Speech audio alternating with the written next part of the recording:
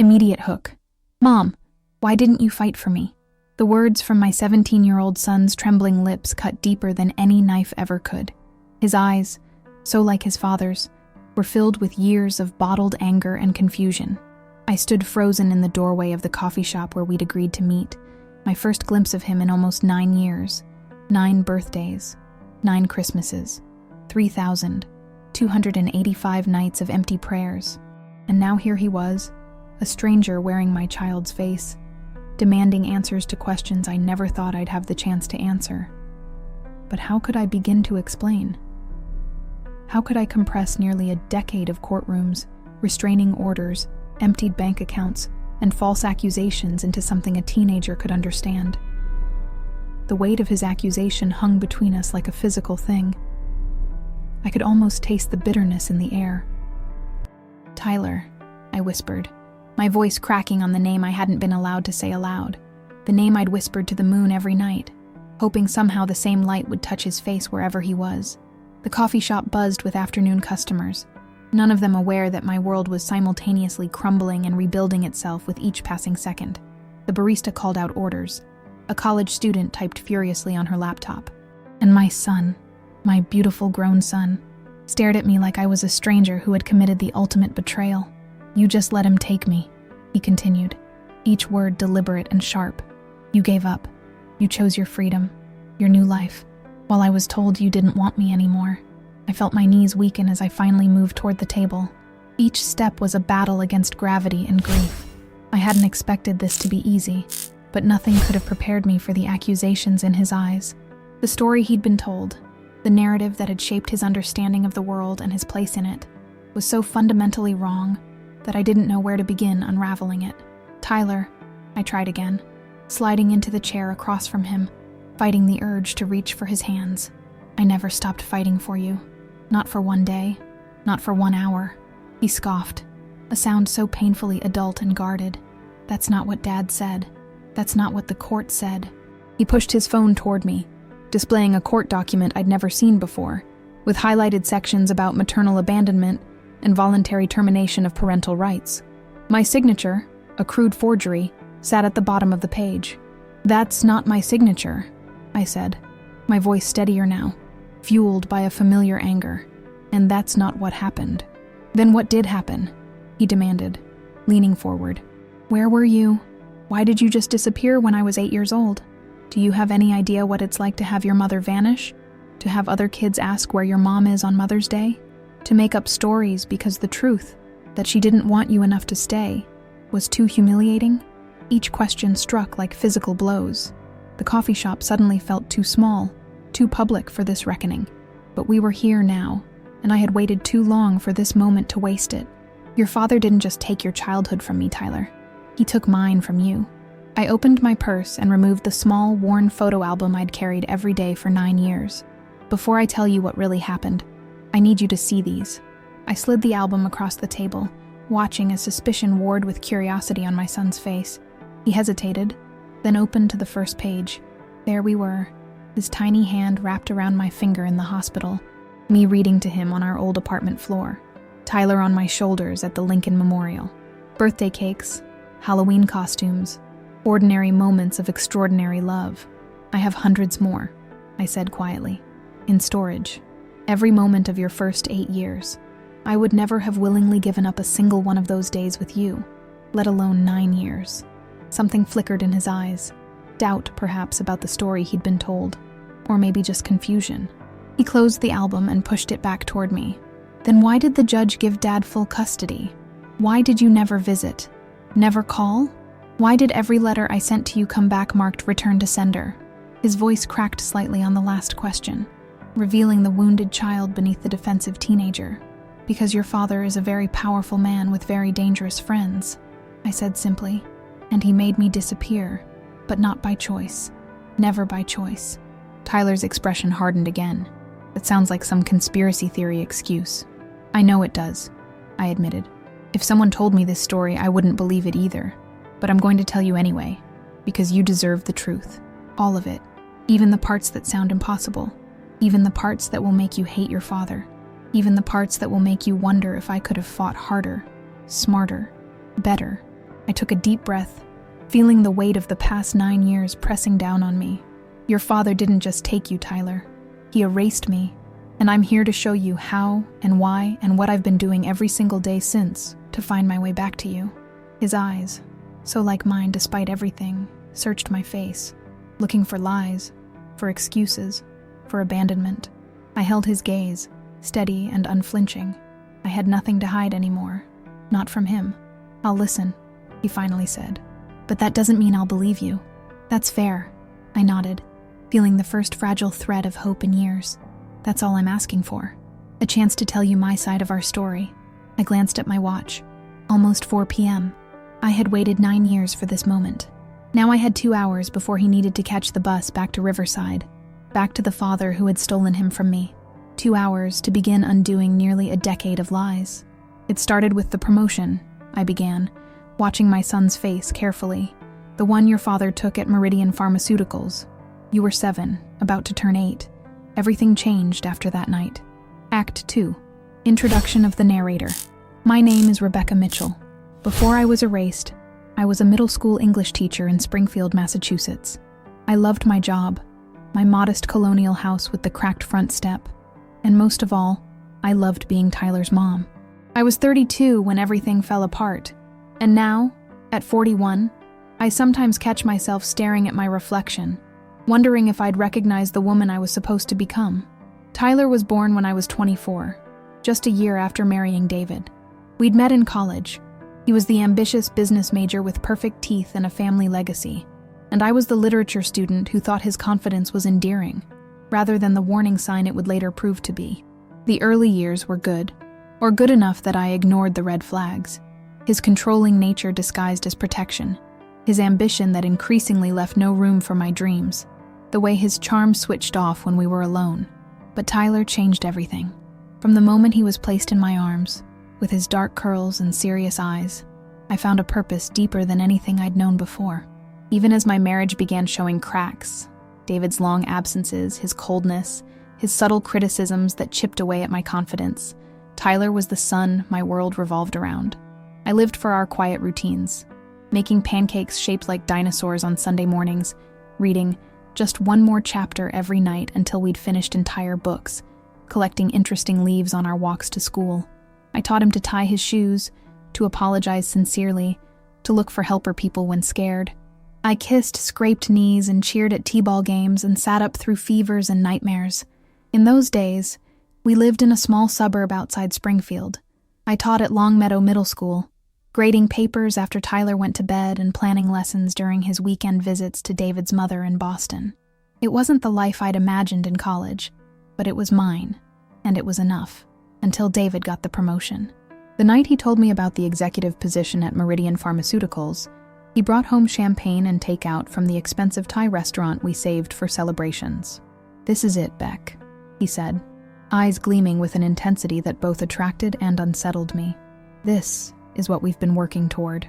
I remember smiling, trying to match his enthusiasm while managing Tyler's homework, and wondering when exactly this had become our goal.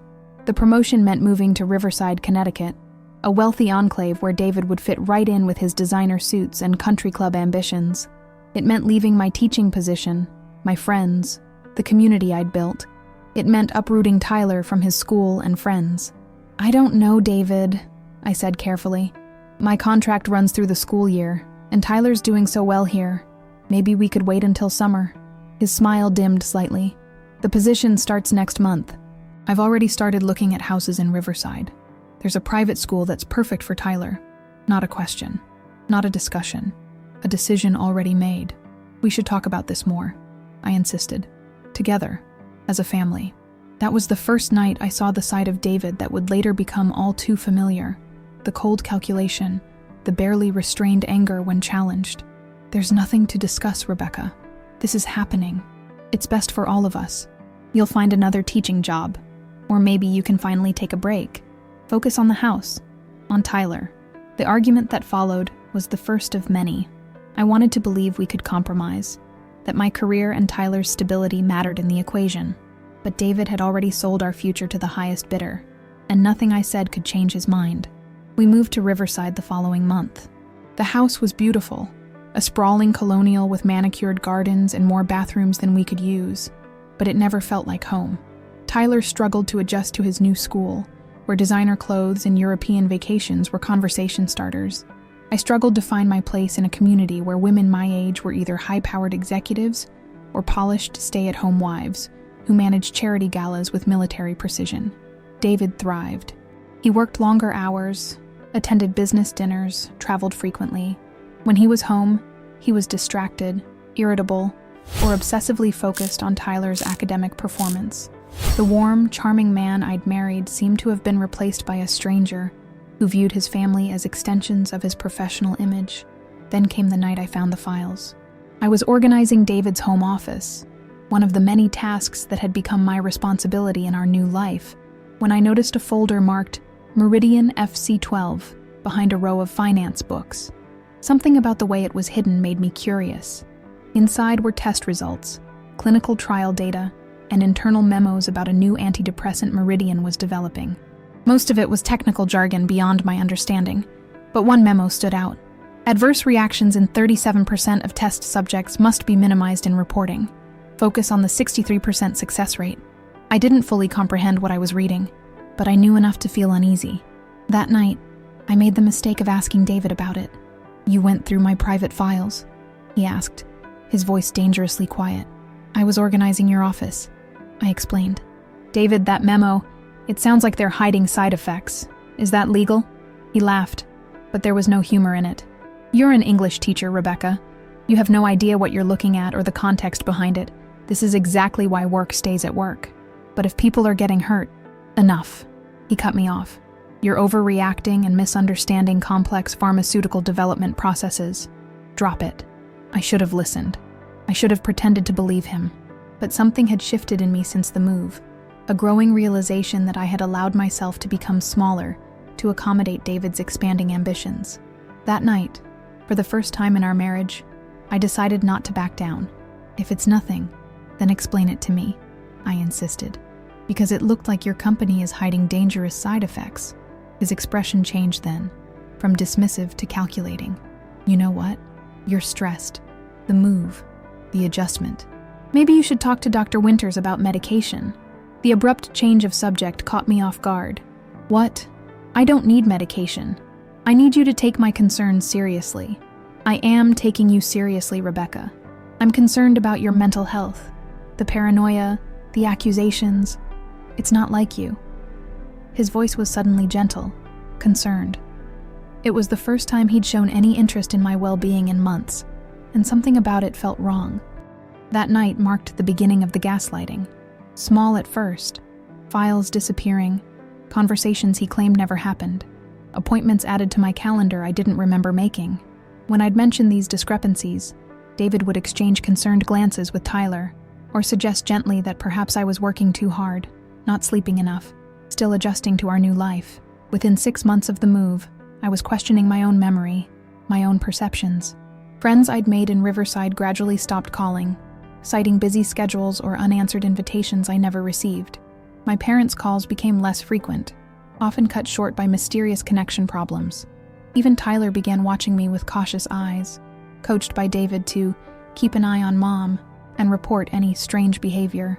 I was being systematically isolated, my reality undermined, but I didn't have the words for it then. I just knew something was deeply wrong, and it centered around what I'd seen in that folder. The day everything shattered beyond repair was ordinary in every way.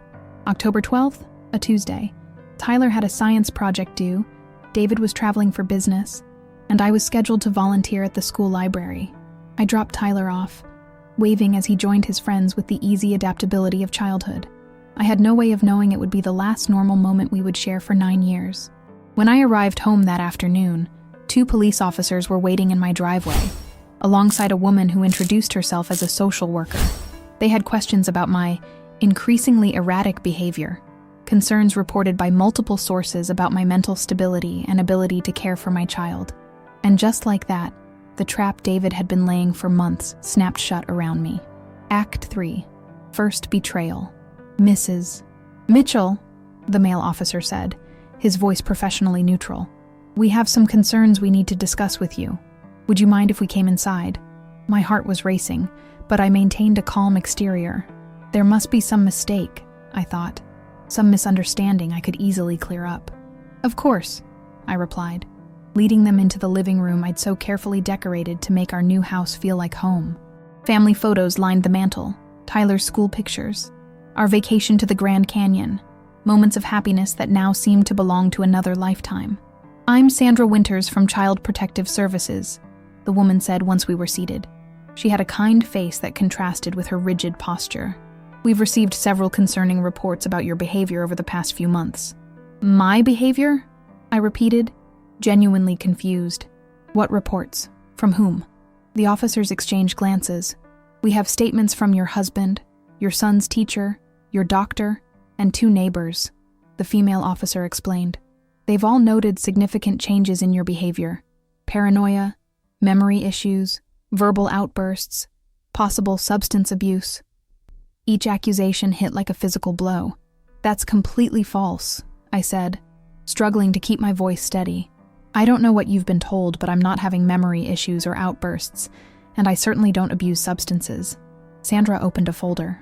"According to Dr. Gerald Phillips, you've been refusing to take prescribed medication for an anxiety disorder. He reports increasing paranoid ideation, including beliefs that your husband is tampering with your belongings and monitoring your activities." I felt a chill spread through me. Dr. O. Phillips was David's friend from college who had insisted on a checkup when we moved to Riverside. The 15-minute appointment had consisted mainly of questions about my mental health history and stress levels. He had suggested an anti-anxiety medication, which I declined, saying I preferred to manage the move-related stress through exercise and meditation.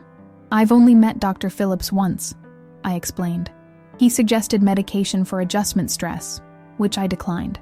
That's my right as a patient. And yes, I told him I felt like David was going through my things because items in my office had been moved. That's not paranoia. Things really were being moved." Sandra made a note. "And your son's teacher, Mrs. Bennington, reports that you've appeared disoriented during school pickup, forgotten parent-teacher conferences, and made concerning comments about people watching you." "I've never forgotten a conference," I insisted, anxiety building. "I have all the dates in my planner, and I've never made comments about being watched. This is absurd." As the accusations continued, neighbors claiming they'd heard shouting, seen me wandering the neighborhood at odd hours, witnessed concerning interactions with Tyler, I realized with growing horror what was happening. These weren't random reports. They were coordinated, detailed, and entirely fabricated, and they all led back to David. "Where is Tyler now?" I asked, interrupting Sandra mid-sentence. The officers exchanged another glance. "Your husband picked him up from school about an hour ago," the male officer stated. "Given the nature of the concerns, he thought it best Tyler stay with him while this is sorted out." My blood ran cold. "David is in Chicago on business," I said. "He left yesterday and isn't due back until Friday. Mrs. Mitchell. He returned early this morning. He said he called to tell you, but you seemed confused during the conversation. That's partly what prompted today's welfare check. David hadn't called. He couldn't have returned without my knowledge. Unless this was part of the plan. I need to call my husband," I said, reaching for my phone. "Of course," Sandra nodded. "That might help clear things up. When I tried David's cell, it went straight to voicemail. His office line rang unanswered. With each failed attempt, the officers and social worker grew visibly more concerned. "He must be driving," I explained weakly. "With Tyler." "Mrs. Mitchell," Sandra began gently, "we have a temporary protection order here." She slid a document across the coffee table. "It gives your husband emergency custody of Tyler for 72 hours while we investigate these concerns. You're not to contact them during this time." I stared at the document, unable to process the words through my panic. "This is a mistake," I whispered. "David is doing this because I found something at his work. Documents about a drug trial. There were problems they were covering up. He's been trying to make me seem unstable ever since." The sympathy in their eyes hardened into something else. Confirmation that I was exactly what the reports claimed. Paranoid, delusional, a danger to my child. "That's a very serious accusation," the male officer said. "Do you have these documents?" "They were in his office, but they disappeared after I confronted him," I explained, hearing how it sounded even as I spoke. "Please, You have to believe me. I'm not making this up. Sandra closed her folder. Mrs. Mitchell, we're not here to make judgments. We're just ensuring Tyler is safe while this situation is assessed. I'd like to recommend a psychiatric evaluation. Voluntarily, of course, but it would help your case enormously. My case? I repeated. This isn't a case. This is my life. My son. A professional evaluation would help demonstrate your stability, she continued. I can arrange an appointment with Dr. Phillips for tomorrow morning. Not Phillips, I said immediately. He's David's friend. He's part of this. Another exchanged glance. Another note in the folder. Is there another doctor you'd prefer? Sandra asked. Someone independent, I insisted. Someone with no connection to David or Meridian Pharmaceuticals. We can arrange that, she agreed, too readily. In the meantime, do you have somewhere you can stay? Sometimes a bit of space can help de-escalate family situations. They were asking me to leave my home, to walk away while David took Tyler to an unknown location. Every instinct screamed against it, but I could see the alternative in their carefully neutral expressions. Resistance would only confirm the picture David had painted. I'll call my friend Megan, I said, naming a former colleague from Springfield who had remained loyal despite the distance. I can stay with her tonight. The relief in the room was palpable. They wanted me gone, away from the house, away from Tyler. It was easier than forcing the issue with an unstable mother. As they prepared to leave, I asked, "When will I see my son again?" "There's a family court hearing scheduled for Friday morning," Sandra explained. "The judge will make a determination then about next steps. If you attend the psychiatric evaluation and it goes well, that will help your position considerably." After they left, I sat in the silent house, surrounded by evidence of a life I was being systematically removed from. Photos of a son I might not see for days. Evidence of a husband's betrayal so complete it bordered on clinical. I called Megan, explaining in fractured sentences what had happened. She offered to drive to Connecticut immediately. "Don't come here," I told her. "Meet me somewhere public. I think I'm being watched." "Becca, you're scaring me," she said. "Maybe you should go to the hospital just to be safe." Even Megan, who had known me for years, was starting to doubt me. The isolation was working. "Just meet me at the Starbucks off I-91, I insisted. "Please, Meg. I need someone to believe me." After hanging up, I moved quickly through the house, gathering essentials, clothes, toiletries, my teaching credentials, Tyler's baby book, our photo albums, my passport and birth certificate. I took the emergency cash I kept hidden in a hollowed-out copy of Jane Eyre and my grandmother's jewelry from the back of my closet. As I packed, I noticed things missing. My laptop, my external hard drive, the handwritten journals I'd kept since Tyler's birth, the thumb drive containing our family photos. All gone. I was being erased. Systematically. Deliberately. Before leaving, I scrawled a note for Tyler and hid it in his secret treasure box beneath a loose floorboard in his closet. Our special hiding place for meaningful trinkets and notes. "Tyler, I love you more than anything in this world. Whatever they tell you about me, know this. I will never stop fighting to get back to you. Look for my messages. I'll find a way. Always, Mom." The house felt haunted. As I took one last look around, memorizing details I feared I might not see again. The height marker on the kitchen wall showing Tyler's growth. The worn spot on the couch where we read together. The refrigerator covered with his artwork and school papers. As I pulled out of the driveway, I noticed a black sedan parked down the street, its engine running. The driver was speaking into a phone. I drove in the opposite direction, taking random turns through the neighborhood before heading toward the interstate, constantly checking my rearview mirror. I reached the Starbucks an hour later, hands shaking so badly I could barely turn off the ignition. Megan was waiting, her familiar face a lifeline in the chaos my life had become. When I finished telling her everything, the files, David's gaslighting, the coordinated reports, Tyler's disappearance, she sat in stunned silence. "This sounds crazy," she finally said. "You know that, right? Like a conspiracy theory or a movie plot." "I know," I admitted. "I can hear how it sounds. But it's happening, Meg. David is systematically destroying my credibility, and it's working." She reached across the table and squeezed my hand. "What are you going to do?" I looked down at our intertwined fingers, drawing strength from this small human connection. "First, I need a lawyer. Then I need to find out what was in those files that David is so desperate to hide. And then I need to get my son back." What I didn't know then, couldn't have known, was that this was just the beginning, that David's influence extended far beyond our home in Riverside, that the network he'd built would make it nearly impossible to fight back through conventional channels.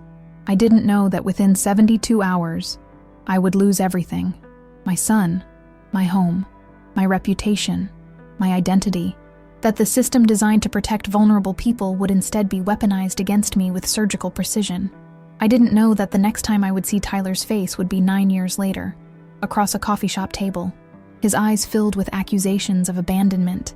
I only knew that something irreversible had been set in motion, and that the life I had built was crumbling beneath my feet, leaving nothing but a mother's fierce determination to find her way back to her child. Thus we're backed for building the past. I was raised in a small town in western Massachusetts, the kind of place where everyone knows your business but pretends not to. My parents, Frank and Helen Sullivan, were ordinary people with extraordinary hearts. Dad worked 40 years at the same paper mill, and Mom taught piano lessons from our living room. They believed in honest work, community service, and the power of education to open doors. Their greatest gift to me wasn't material. We were firmly middle class, with careful budgeting for occasional splurges like my beloved books or summer camp. What they gave me instead was stability, a foundation of unconditional love that made me believe the world was fundamentally fair, that good intentions would be recognized, that truth would prevail. I wish I could go back and warn that idealistic young woman about the world's capacity for injustice. The morning of the family court hearing, I arrived early with Alan Goodwin, an attorney Megan had found who specialized in family law. He was cautiously optimistic as we reviewed our strategy. The temporary order was granted without your input, he explained. Today, you'll have a chance to tell your side. The psychiatric evaluation from Dr. Ramsey helps our case enormously. Dr.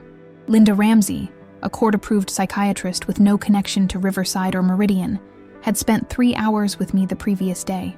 Her preliminary report found no evidence of delusional disorder, paranoia, or other psychotic features, and noted that I presented as a coherent, rational individual under considerable stress due to sudden separation from her child. As we waited outside the courtroom, I spotted David walking confidently down the hallway with a man I didn't recognize. David was immaculate in a tailored suit, his expression concerned but composed. The worried father, the supportive husband, the community leader doing his best in a difficult situation. "Who's the attorney?" Alan asked quietly. "I don't know," I admitted. "I've never seen him before." The man wasn't just any lawyer, we soon discovered.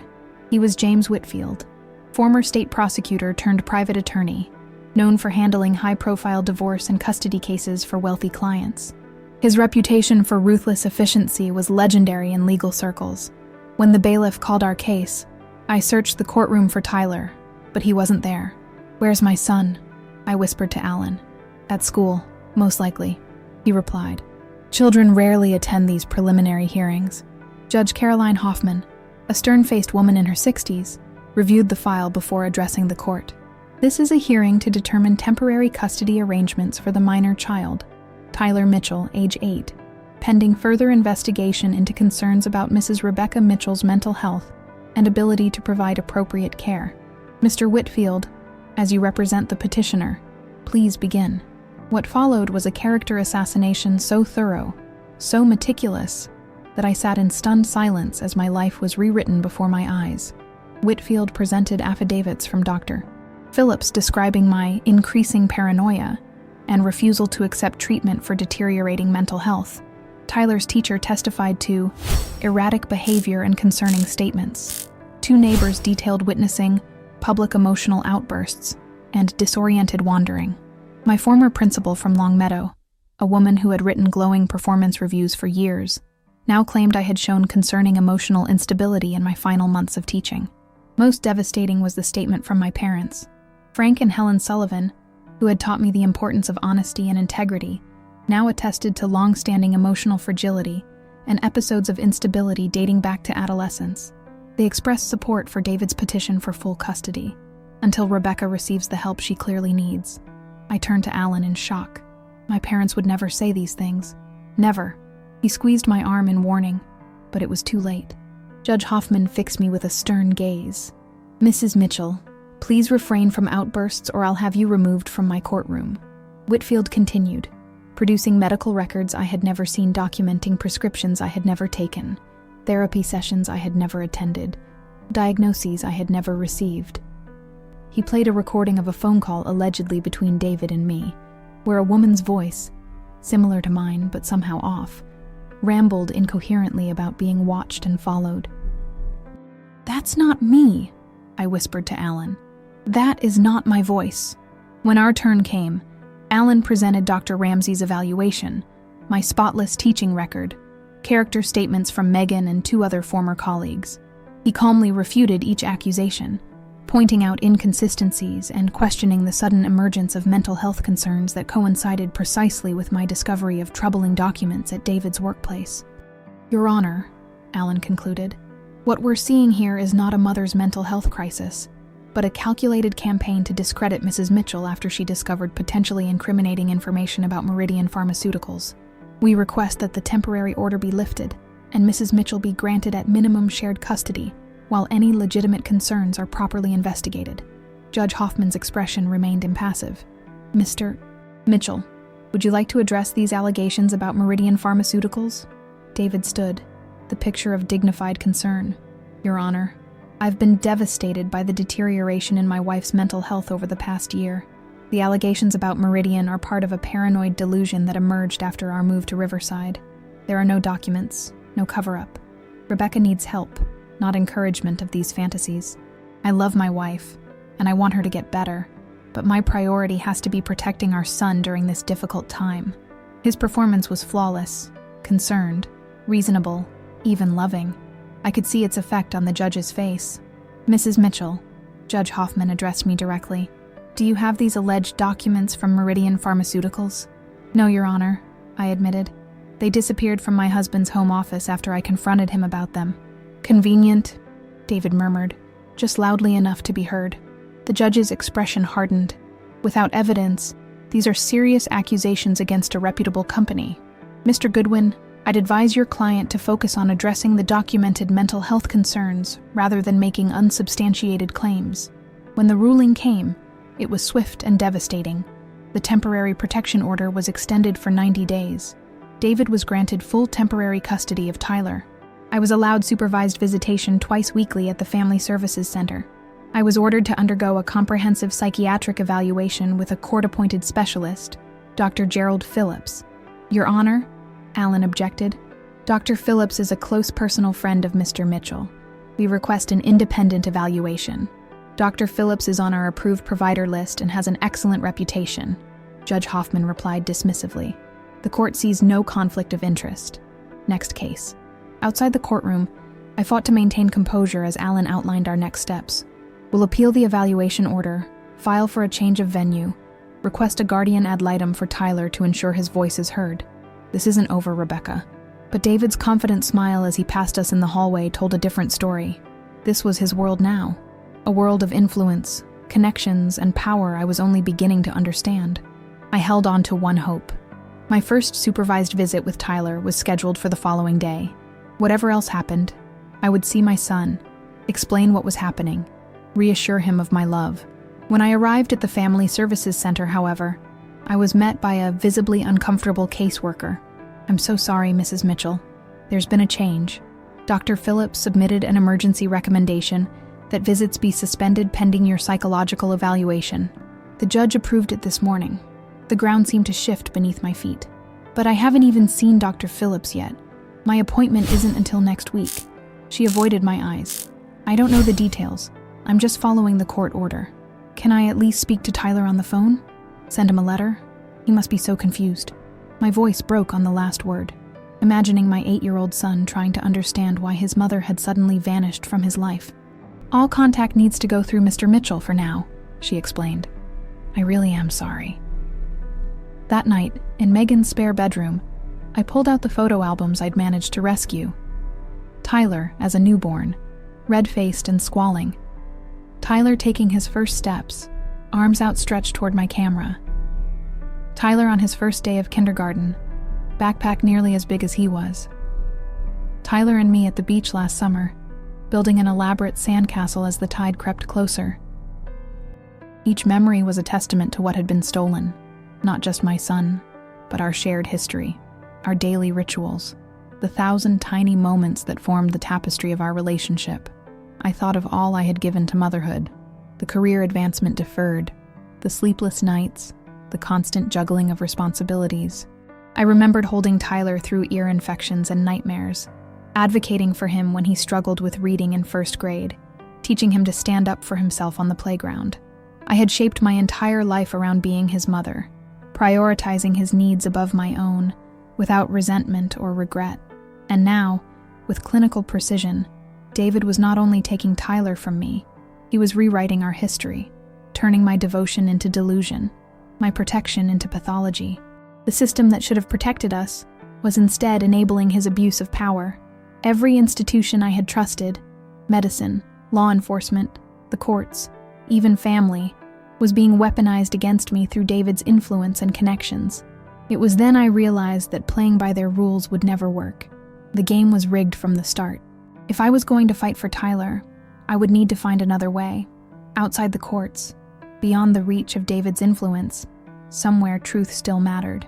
That night, surrounded by photographic evidence of a life I was being told didn't exist, I made a decision that would shape the next 9 years. I would find those Meridian documents again. I would gather evidence of David's manipulation. I would build a case so irrefutable that not even his money and connections could suppress it. And I would find a way to let Tyler know somehow that I had never stopped fighting for him, that whatever he was being told about my disappearance was a lie, that his mother's love remained the one true constant in a world of carefully constructed falsehoods. I fell asleep clutching the small token I always carried, a smooth stone Tyler had given me on a hike when he was 6, painted with the wobbly words, "Best Mom." In the morning, I would begin the longest, hardest fight of my life. But for now, I allowed myself to remember and to grieve for all that had been lost. Act 5. New humiliation. The next 3 months unfolded like a nightmare I couldn't wake from. Every avenue I pursued led to another dead end, another closed door, another betrayal. Dr. Phillips' psychological evaluation diagnosed me with delusional disorder, persecutory type, claiming I exhibited classic patterns of paranoia centered around baseless conspiracy theories. When I refused the heavy antipsychotic medication he prescribed, this was noted as further evidence of my illness. Alan Goodwin attempted to challenge the evaluation, but Judge Hoffman denied our petition for an independent assessment. "The court has full confidence in Dr. Phillips's expertise," she declared, dismissing Alan's concerns about conflict of interest with a wave of her hand. My supervised visitations with Tyler remained suspended. Every letter I sent was returned unopened. My calls to David's home went unanswered. When I tried contacting Tyler's school, I discovered my name had been removed from all contact lists. I was no longer recognized as his parent. Most bewildering was the wall of silence from my parents. My calls to their home in Massachusetts went straight to voicemail. My emails bounced back undelivered. When I finally drove to their house in desperation, a young couple answered the door. They had purchased the property 3 months earlier and had never heard of Frank or Helen Sullivan.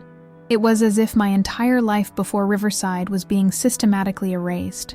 The final blow came at the custody hearing 90 days later. Based on Dr. Phillips's evaluation, my refusal to accept treatment, and continued delusional fixation on conspiracy theories involving Meridian Pharmaceuticals, Judge Hoffman granted David full legal and physical custody of Tyler. My visitation rights were suspended indefinitely, pending significant improvement in mental health status as determined by the court. I sat in the courtroom, numb with disbelief, as the judge continued. Additionally, this court orders Mrs. Mitchell to have no contact with the minor child through any medium. No letters, phone calls, emails, or messages through third parties. Any violation will result in a restraining order and possible criminal charges. After the hearing, I confronted David in the courthouse hallway, beyond caring who witnessed my desperation. "How could you do this?"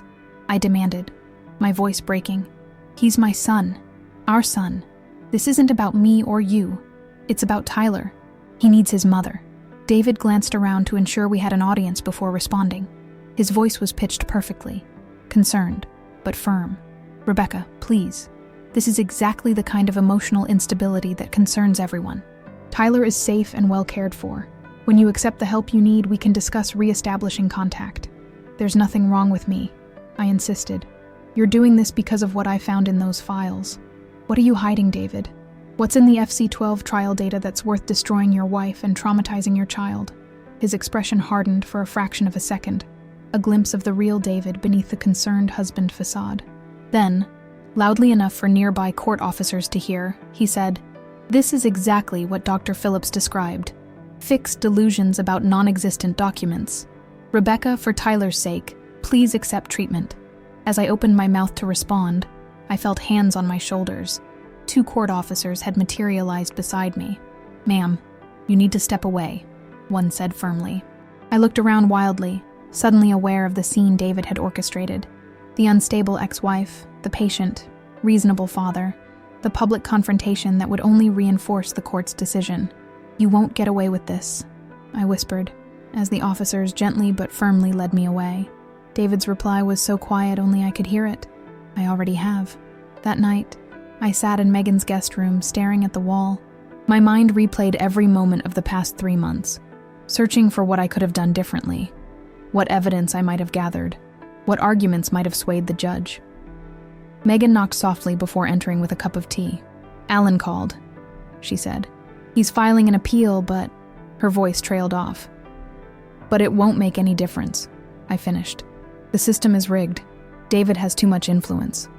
She sat beside me, her face etched with concern. "What are you going to do?" I had no answer. The legal routes were exhausted. My reputation was destroyed. My credibility shattered. Even my identity seemed to be dissolving. Bank accounts frozen, credit cards canceled, mail redirected. David wasn't just taking Tyler. He was methodically erasing every trace of my existence. "I need to disappear for a while," I finally said.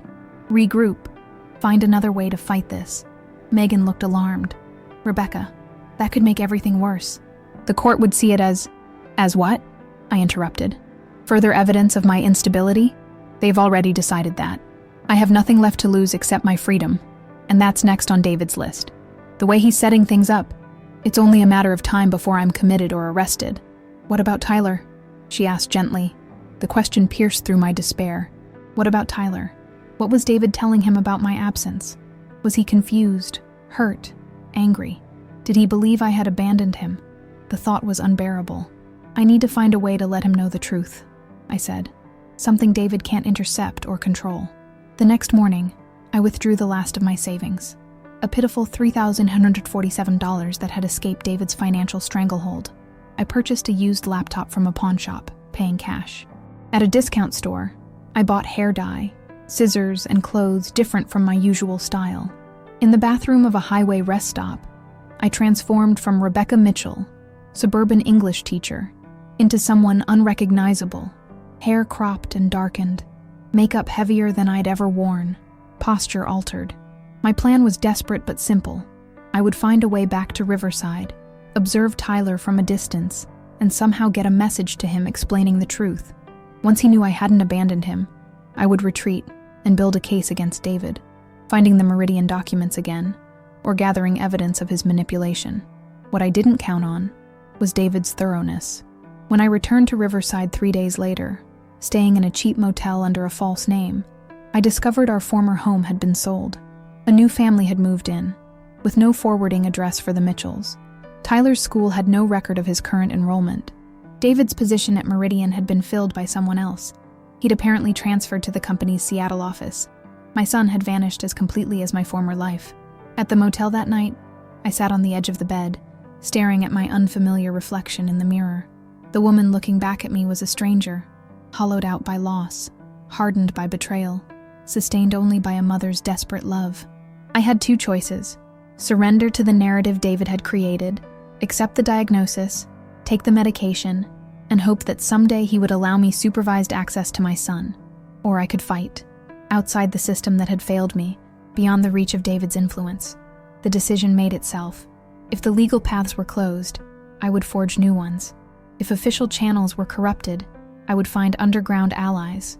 If my credibility as Rebecca Mitchell was destroyed, I would become someone else, someone who could move freely, gather evidence, and eventually reclaim both my son and my identity. That night, I created a new email account and sent a message to the only person I thought might help. a former college roommate who now worked as an investigative journalist specializing in corporate wrongdoing. The subject line read simply, "Meridian Pharmaceuticals FC12 trial cover-up." Then I checked out of the motel, leaving Rebecca Mitchell behind. The woman who drove away had a different name, a different appearance, a different story, but she carried the same unshakable determination to find her son, expose the truth, and rebuild what had been so ruthlessly destroyed. I couldn't know then how long the journey would be, that it would take 9 years of shadow living, of near misses and false leads, of small victories and crushing setbacks, that when I finally found Tyler again, he would look at me with a stranger's eyes and ask the question that would break my heart anew. "Mom, why didn't you fight for me?" Act T6, The Awakening. For 3 years after losing Tyler, I lived like a ghost. I became Catherine Reynolds, a name borrowed from my grandmother's maiden name and a street in my childhood neighborhood. I found work in small towns across New England, waitressing, bookstore clerking, administrative temping, jobs that paid cash or required minimal background checks, always moving before anyone could get too close or ask too many questions. I lived in studio apartments with month-to-month leases, efficiency motels, and once, during a particularly difficult winter, my car.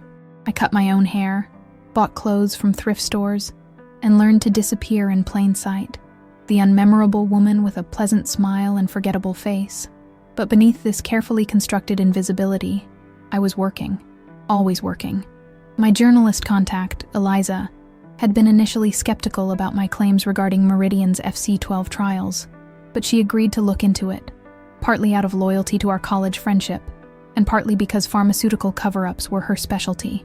"Even if everything you're saying is true," she warned during our first secret meeting at a highway diner in Vermont, "these cases take years to build.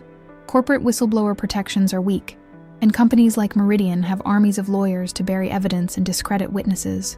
"I don't have years," I argued. "My son is being raised by the man who orchestrated all of this.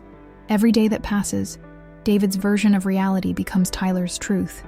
Eliza's expression softened with sympathy. "Rebecca, sorry, Catherine. I understand the urgency, but rushing won't help either of you. If we're going to expose David and Meridian, we need irrefutable evidence, the kind that can't be dismissed as the delusions of a mentally ill woman." Her bluntness stung, but she was right. Allegations without proof had cost me everything once already. I couldn't make the same mistake again. So began our painstaking investigation. Eliza used her journalistic contacts to track down former Meridian employees, focusing on those who had left around the time of the FC12 trials. I created a secure digital repository of everything I could remember about the documents I'd seen, the gaslighting tactics David had employed, and the network of enablers who had helped him, from Dr. Phillips to Judge Hoffman. Progress was agonizingly slow. Most former employees refused to speak, bound by non-disclosure agreements or fear of industry blacklisting. Those who did talk had only fragments of information, never the smoking gun we needed. Meanwhile, I tried desperately to locate Tyler. David had covered their tracks meticulously. They weren't in Seattle as I'd initially believed. That had been another misdirection. Property records, school enrollments, social media, all led to dead ends. It was as if they had disappeared as completely as I had, but with the resources to do it legally, leaving no trace for an estranged mother to follow. The turning point came during the harshest winter of my exile, 3 years after the custody hearing. I was living in a small apartment above a bookstore in Burlington, Vermont, working as the store's assistant manager. The owner, an elderly woman named Ruth, had taken a liking to me and rarely asked questions about my past. One snowy evening after closing, as I helped Ruth with inventory, she mentioned a book she'd special ordered for a customer, a medical ethics text written by a Dr. Lawrence Chen. "That name sounds familiar," I murmured, shelving a stack of bestsellers. "He's becoming quite well known," Ruth replied. "Especially after that pharmaceutical whistleblower case last year. Testified before Congress about clinical trial manipulation. Brave man. His career in the industry is certainly over." My hands froze on the books. "Which pharmaceutical company?" "Oh, I don't recall. One of the big ones." Ruth waved dismissively. "There was quite the scandal, though. Something about hidden side effects in an antidepressant trial. That night, I stayed late researching Dr. Lawrence Chen. What I found sent electricity through my veins. He had been the lead researcher on Meridian's FC-12 trials until abruptly leaving the company 4 years ago. Shortly after my disappearance, he had filed a whistleblower complaint alleging data manipulation in clinical trials for a new antidepressant called Cerilux, Meridian's market name for the FC-12 compound. The case had been settled quietly, with Meridian paying a substantial fine but admitting no wrongdoing. Dr. E. Chen had violated his NDA by testifying, effectively ending his pharmaceutical career, but had since established himself as an ethics consultant and advocate for clinical trial transparency. I forwarded everything to Eliza with shaking hands. This was it. External validation that the documents I'd seen weren't delusions or paranoia. The medication David's company was developing had indeed had serious side effects they were attempting to conceal. Eliza's response came within hours. This changes everything. I'm scheduling a meeting with Chen. 2 weeks later, in a private room at a medical library in Boston, I sat across from Dr. Lawrence Chen, a soft-spoken man with tired eyes and impeccable credentials. Eliza had arranged the meeting without revealing my identity, describing me only as another potential whistleblower with Meridian information. When I introduced myself as Rebecca Mitchell, his expression shifted from professional interest to shock. Rebecca Mitchell, he repeated slowly. David Mitchell's wife? The one who disappeared after being diagnosed with delusional disorder and lost custody of her son? I finished for him. Yes, that's the official story. He studied me carefully. And the unofficial story? For the next hour, I laid out everything, finding the FC-12 documents, David's gaslighting campaign, the coordinated testimonies that had stripped me of my credibility and my child. I showed him my timeline, my notes, the small pieces of evidence I'd managed to salvage. When I finished, Dr. Chen was silent for a long moment. Then he opened his briefcase and removed a flash drive. The documents you saw were real, he said simply. I kept copies of everything before I left Meridian. Initial trial data showed severe psychiatric side effects in 37% of subjects. Suicidal ideation, psychosis, paranoid delusions. Meridian buried these results and falsified follow-up studies to show only minor issues in 3% of patients. When I objected, I was removed from the project. My heart thundered in my chest. That's what I saw. The memo about focusing on the 63% success rate. He nodded grimly. The FDA approval process was fast-tracked through industry connections. Cerilux hit the market 18 months ago and has already generated billions in revenue. There have been 26 suicide attempts linked to the medication, but Meridian's legal team has kept most cases from reaching court. And my husband's role in all this? David Mitchell was the executive who personally oversaw the data manipulation. He stood to make millions in performance bonuses if Cerilux received approval. When you found those documents, he trailed off, the implications clear. I became a liability, I finished, one he eliminated with terrifying efficiency. Dr. Chen handed me the flash drive. This contains everything. The original trial data, internal communications about the cover-up, documentation of the falsified results. I provided this to my attorneys during my whistleblower case, but much of it was sealed in the settlement. Legally, I shouldn't have copies anymore. I stared at the small device, physical proof of what I'd been claiming for 3 years, vindication in the form of megabytes of data. Why are you giving this to me? I asked. You're risking what's left of your reputation. His answer was simple. Because 26 families have lost loved ones to a medication that should never have been approved. Because a corporation chose profits over human lives. And because no mother should lose her child for trying to expose the truth. That evening, huddled with Eliza in her apartment, we reviewed the files. The evidence was damning, not just of Meridian's ethical violations, but of David's direct involvement in orchestrating them. Most crucially, there were emails discussing what to do about DM's wife's discovery of sensitive FC-12 data and outlining the strategy that had ultimately destroyed my life. This is enough to reopen your custody case, Eliza said, excitement coloring her voice. Enough to trigger a major investigation into both Meridian and David, possibly criminal charges. But as I stared at the screen, something fundamental had shifted within me. For 3 years, I had been reacting, running, hiding, scrambling for scraps of evidence, living in fear of David's power and reach, allowing myself to be diminished, erased, forgotten, no more. We're not just reopening the custody case, I said, a new steadiness in my voice. We're bringing the whole system down. Meridian, David, everyone who enabled him, the doctors who falsified diagnoses, the judge who ignored conflicts of interest, the social workers who failed to protect my son. Eliza looked concerned. That's a much bigger fight, Rebecca. These are powerful institutions and people. I know, I replied, but I'm not fighting alone anymore. And I'm not fighting as Rebecca Mitchell, the discredited mother with alleged mental health issues. I'm fighting with evidence, with allies, with the truth. For the first time in 3 years, I have something David doesn't. What's that? She asked. I held up the flash drive. Power. That night, in a cheap hotel room paid for with cash, I did something I hadn't allowed myself in years. I looked in the mirror and saw Rebecca Mitchell looking back. Not Catherine Reynolds, the forgettable shadow.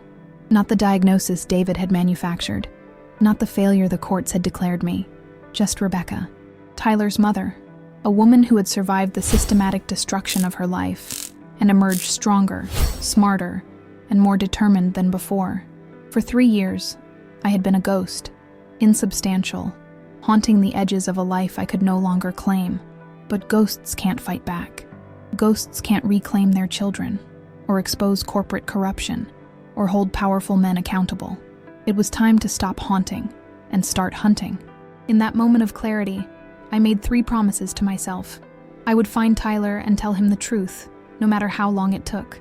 I would expose Meridian Pharmaceuticals and David's crimes, no matter how powerful the opposition. And I would reclaim my identity, not just my legal name and parental rights, but my power, my voice, my rightful place in my son's life. The woman who stepped out of that hotel room the next morning wasn't the same one who had entered it. I had survived the worst David could do. I had found the proof I needed. I had allies now. Eliza, Dr. Chen, and others we would gather along the way. Most importantly, I had awakened to my own strength, a strength forged in the crucible of injustice and tempered by years of solitary struggle. David had tried to erase me from existence. Instead, he had created his most dangerous adversary, a woman with nothing left to lose and everything to reclaim. Act 7. Secrets Revealed. Building our case took another 2 years. 2 years of methodical evidence gathering, of cultivating relationships with former Meridian employees, of navigating legal complexities I had never imagined. Eliza and I worked in careful tandem, she developing the pharmaceutical corruption story for her newspaper, me building the custody case that would eventually reunite me with Tyler. Dr. Chen connected us with 3 other researchers who had left Meridian over ethical concerns, each providing additional pieces of the puzzle. We documented every aspect of the FC12 or Cerelux scandal, the falsified clinical trials, the buried adverse event reports, the FDA approval process corrupted by industry connections and political donations. Most critically for my case, we gathered evidence of David's direct involvement in both the data manipulation and the subsequent campaign to discredit me when I discovered it. The breakthrough in locating Tyler came from an unexpected source, a comment on Eliza's preliminary article about pharmaceutical data manipulation. The reader, using the username FarmWatchdog, mentioned working in Meridian's Seattle office when the Mitchell situation was unfolding.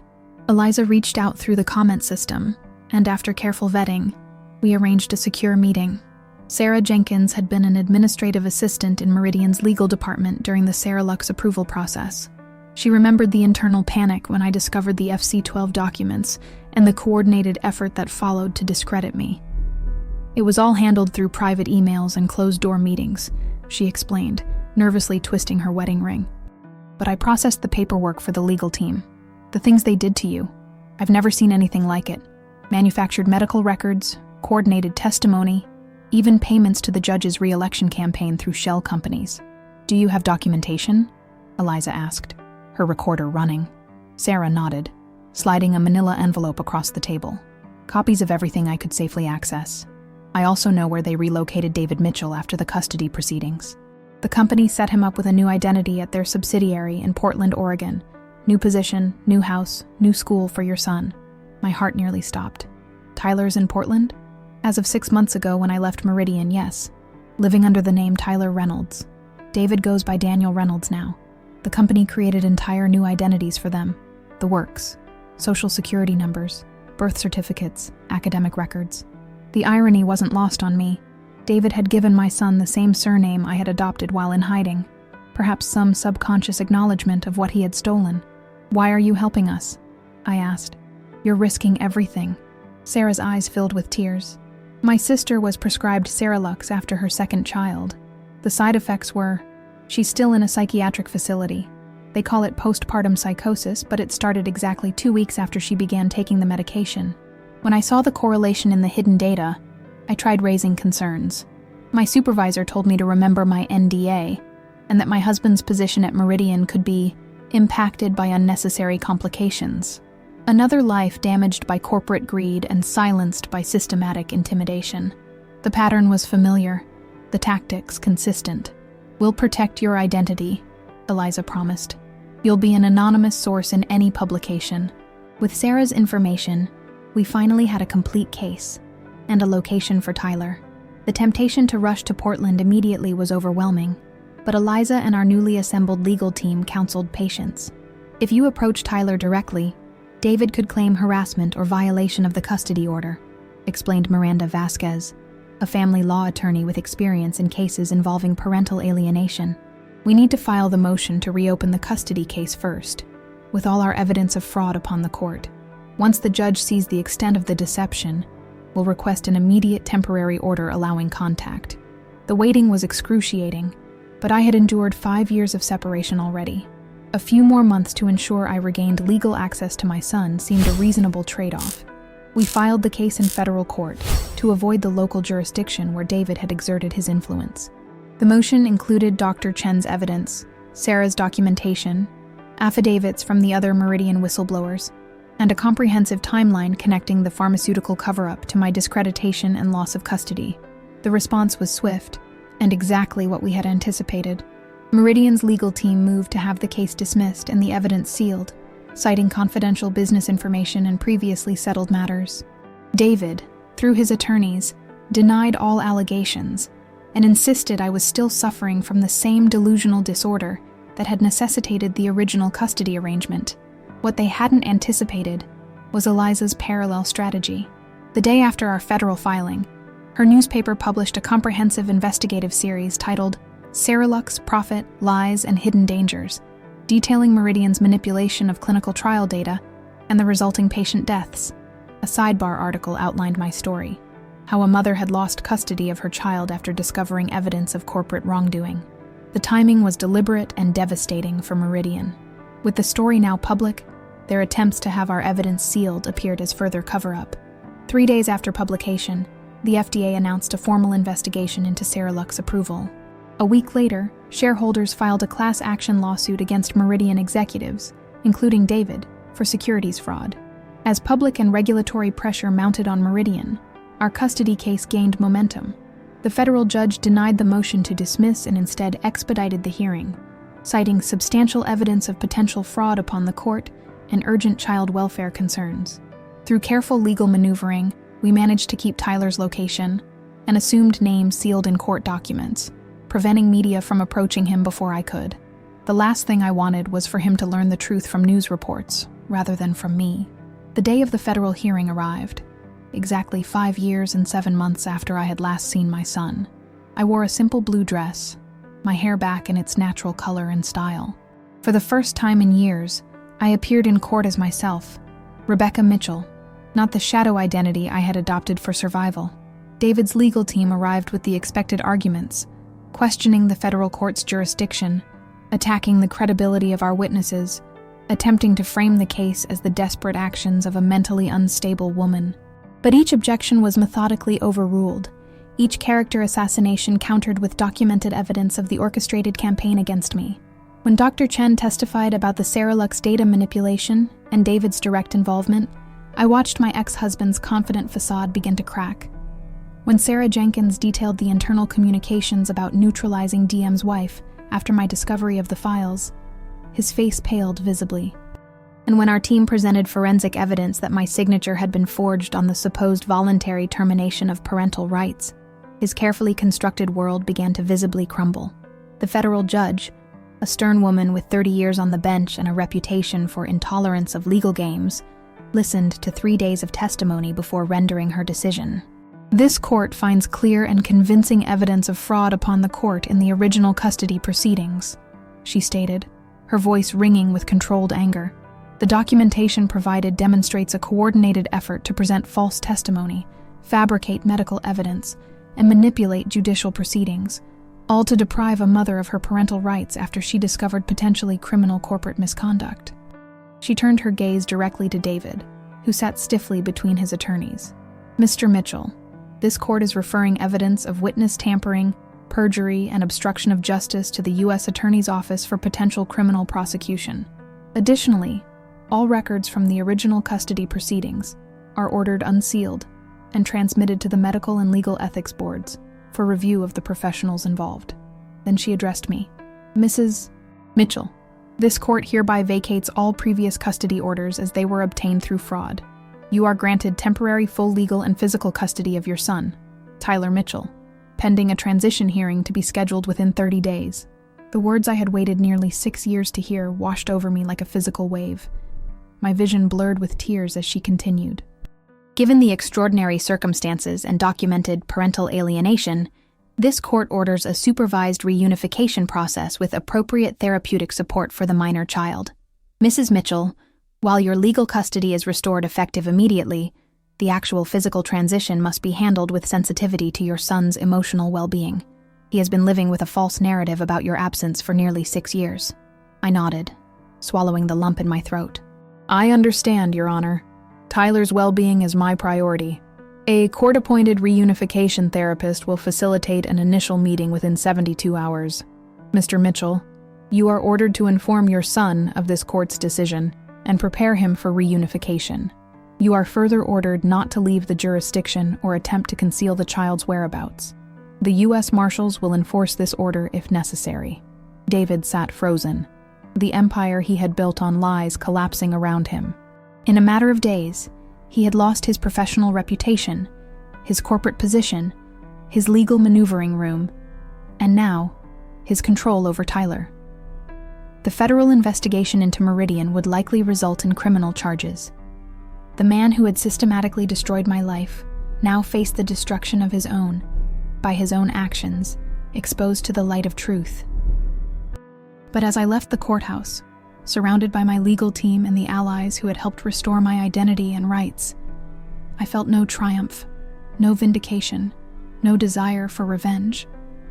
Only an overwhelming sense of both gratitude and apprehension. The legal battle was won. The truth was established in court records and public reporting.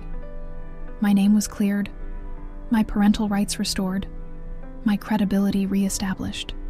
But the most important challenge still lay ahead, helping my son understand what had happened, rebuilding a relationship fractured by years of separation and poisoned by deliberate alienation, healing the wounds that David's actions had inflicted on an innocent child.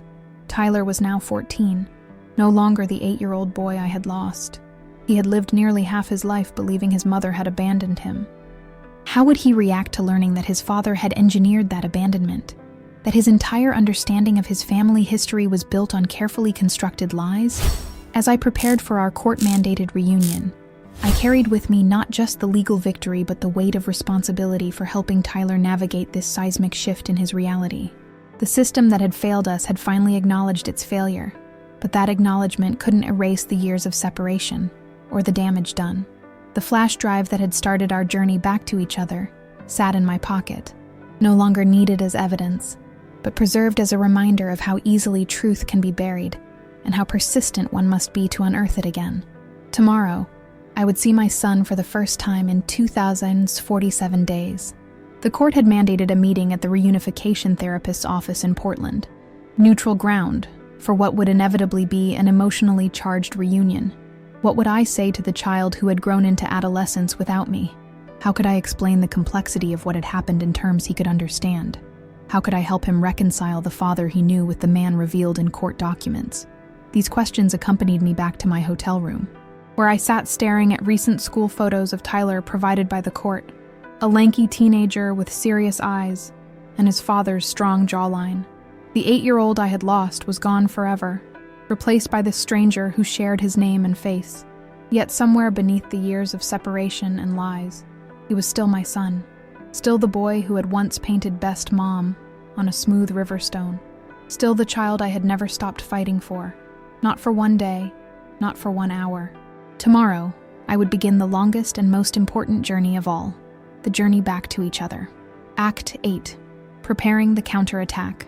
The reunification therapist's office was painted in calming shades of blue and green, with comfortable furniture arranged to facilitate conversation without forcing direct eye contact. Dr. Amelia Rosenberg, a specialist in parental alienation cases, had spent the previous day meeting separately with Tyler and me, preparing us both for the first supervised reunion. Remember, she cautioned as we waited for Tyler to arrive with the court-appointed guardian, this first meeting is just about re-establishing basic connection. Don't expect immediate acceptance or understanding. And most importantly, resist the urge to speak negatively about his father, no matter how justified your feelings might be. I nodded, my hands clasped so tightly my knuckles were white. I've waited 6 years. I can be patient now. Tyler has been told the basic facts by the guardian and myself, she continued, that the original custody decision was based on falsified evidence, that you never abandoned him or gave up your rights, and that the court has determined you should be reunited. But understanding facts intellectually is very different from processing them emotionally. How did he react? I asked, unable to keep the question inside any longer. Dr. Rosenberg chose her words carefully, with understandable confusion and distress. He's been raised to believe a particular narrative about you in your absence. Having that narrative challenged is profoundly disorienting for him. He expressed both anger and curiosity, which is actually a healthy response given the circumstances. Before she could elaborate, there was a gentle knock at the door. Dr. Rosenberg opened it to reveal a middle-aged woman in a tailored suit, the guardian ad litem, and behind her, partially obscured, a tall, slender teenage boy, Tyler. He stepped into the room hesitantly, his eyes darting around before finally settling on me. I had imagined this moment thousands of times over the years, but nothing had prepared me for the reality, the physical ache of seeing him so grown, so changed, so guarded. "Hello, Tyler," I said softly, fighting to keep my voice steady. He didn't respond immediately, studying me with an intensity that reminded me painfully of his younger self, the serious concentration he would bring to puzzles or new books. After what felt like an eternity, he spoke, his voice deeper than I had imagined it. "They said you didn't really leave, that Dad made it all up." Direct, blunt, cutting straight to the heart of the matter. So like the 8-year-old I had known, who had no patience for adults talking around difficult topics. "That's true," I confirmed, resisting the urge to move closer. "I never wanted to leave you. I fought very hard to stay in your life, but your father made that impossible." His expression tightened. Why would he do that? I glanced at Dr. Rosenberg, who nodded encouragingly. We had discussed how to address this question, honestly, but without overwhelming detail. I discovered something at his workplace that could have gotten him in serious trouble, I explained. Something dangerous that his company was hiding. Instead of fixing the problem, he decided to discredit me so no one would believe what I'd found. Part of that involved making it look like I was an unfit mother. Tyler's brow furrowed. "The stuff about the medication? The court person mentioned something about that." "Yes. The medication his company was developing had dangerous side effects they were hiding. When I found out, I became a threat to him and the company." He processed this for a moment, then asked, "But why didn't you call me or write to me? For 6 years?" The question I had dreaded most, the one that had haunted my dreams. How to explain the systematic isolation, the court orders, the complete erasure of my access without sounding like excuses to a child who had lived with abandonment for so long. I tried, Tyler, every way I could think of, but your father made sure my letters were returned, my calls blocked. He moved you away and changed your name. He told the court I was mentally ill so they would forbid me from contacting you. When I tried to fight it legally, he used his connections to make sure I lost. I paused, seeing the skepticism in his eyes. I know that's hard to believe. "It is," he acknowledged flatly. "It sounds crazy, like some conspiracy theory. I understand why it would seem that way," I said, the words painful but necessary. That's exactly what he wanted people to think. that I was paranoid and imagining things. But the court has now seen all the evidence, the real medical records, the testimonies from people who worked with your father. That's why they've reversed the custody decision. Tyler's hands clenched in his lap. So you're saying everything I've believed for 6 years is a lie? That Dad's a criminal who made me think my mother abandoned me? Do you know what that did to me? Do you have any idea? His voice broke on the last question, and I saw the glimpse of raw pain beneath his anger. Every instinct urged me to go to him, to hold him as I had when he was small and hurting. But I remained seated, respecting the physical and emotional distance he needed. I can only imagine how painful it's been, I said quietly. And I'm so sorry that you experienced that. If there had been any way to spare you that pain, I would have done it. You have every right to be angry and confused. Dr. Rosenberg interjected gently. Tyler, remember what we discussed about allowing yourself to have all your feelings about this situation. Anger is completely appropriate. So is confusion, doubt, even grief. There's no right way to process something this complex. He nodded stiffly, then turned back to me with another direct question. If what you're saying is true, why didn't you just kidnap me or something? If my dad was this evil mastermind, why play by his rules? The question was so quintessentially teenage in its simplicity and its complexity. Why hadn't I simply taken matters into my own hands? Consequences be damned. I considered it, I admitted, many times. But if I had taken you illegally, we would have lived as fugitives, always running, always hiding, always afraid. That's no life for a child. And eventually, we would have been caught, and I would have gone to prison, leaving you in your father's custody anyway, but with even less chance of ever seeing you again legally. I leaned forward slightly, holding his gaze. I chose the harder, longer path, because I believed that eventually, the truth would come out. That we could be reunited legally and safely, with your father's deception exposed, so he couldn't continue to manipulate the situation. So what happens now? He asked, glancing between me and the guardian. The court lady said I have to live with you. The court has granted me primary custody, I confirmed, but I've asked for a gradual transition. You'll continue at your current school until the end of the semester, and we'll increase our time together slowly, with Dr. Rosenberg's help. I took a deep breath. I don't expect you to suddenly think of me as your mother again, Tyler. I know that trust has to be rebuilt. I'm prepared to take as long as you need. Something in his expression shifted slightly, perhaps surprise at not being immediately uprooted, or acknowledgement of the consideration for his feelings. He didn't smile or soften, but some of the defensive rigidity left his posture. Can I still see Dad? He asked. The question pierced my heart. This child still loved the father who had systematically deprived him of his mother. But of course he did. For all David's crimes against me, against justice, against corporate ethics, he had been Tyler's sole parent for 6 years. Their relationship was real, whatever its foundation. Yes, I said, the word difficult but necessary. The court has granted supervised visitation for now. That may change depending on the criminal investigations, but I won't interfere with your relationship with your father. The remainder of our first meeting passed in carefully navigated conversation, me asking gentle questions about his interests, schoolwork, friends, Tyler answering with cautious, minimal responses. There were no dramatic breakdowns, no tearful embraces, no miraculous healing of 6 years of absence. Just the tentative beginning of reconnection, fragile as a spider's web and just as carefully constructed. When our time ended, Tyler stood awkwardly, clearly unsure of the proper goodbye protocol for a mother he barely remembered and wasn't sure he could trust. I brought something for you, I said, reaching into my bag. You don't have to take it if you don't want to. I held out a small, smooth stone painted with the words, Best Mom, in a child's uneven lettering. You gave me this when you were 6. I've carried it with me every day since we were separated. It reminded me of what I was fighting for. Tyler stared at the stone, recognition flickering in his eyes. I remember painting this, at that river place, with the big rocks, the Quinnipiac, I confirmed, hope blooming in my chest at this small shared memory. You collected 17 stones that day and insisted on bringing them all home.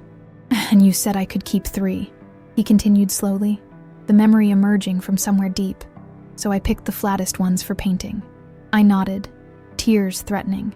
You made one for me, One for Grandma Helen, and one for your teacher." He reached out hesitantly and took the stone, turning it over in his hand. "I can't believe you kept this." "I kept everything I could," I told him. "Photos, your artwork, your first lost tooth, everything I managed to take before I lost access to you. They're in storage, waiting, whenever you're ready to see them." He pocketed the stone without comment, but the simple act of accepting it felt monumental. As he left with the guardian, he paused at the door and looked back. "You look different than I remembered," he said, "but your voice is the same." It wasn't forgiveness or acceptance. It wasn't an erasing of the pain and confusion, but it was acknowledgement, the recognition that somewhere in his memory there existed a mother whose voice still resonated across the years of separation. It was a beginning. The weeks that followed established a new rhythm, carefully structured meetings with Tyler 3 times a week, gradually increasing in length and decreasing in supervision as Dr. Rosenberg observed our interactions and Tyler's comfort level. We moved from her office to public settings, a park, a museum, a bookstore cafe that reminded me of our reading sessions when he was small. Tyler remained guarded, his questions direct and often challenging.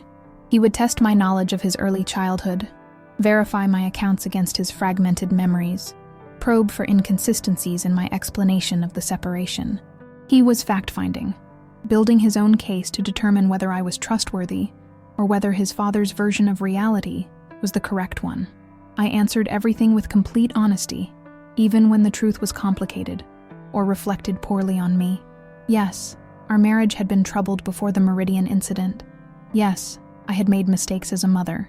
No, I wasn't perfect or blameless in every aspect of our family dynamics. Gradually, almost imperceptibly, the wall between us began to thin. Tyler started offering information without prompting, mentioning a difficult math test, describing a movie he'd seen, recounting an argument with a friend, small, ordinary details of his life that he was choosing to share. Meanwhile, the legal and corporate aftermath of the court decision continued to unfold.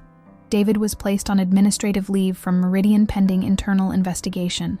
The FDA expanded its Cerelux inquiry to include all of Meridian's recent drug approvals. Class action lawsuits were filed on behalf of patients who had experienced the side effects Meridian had concealed.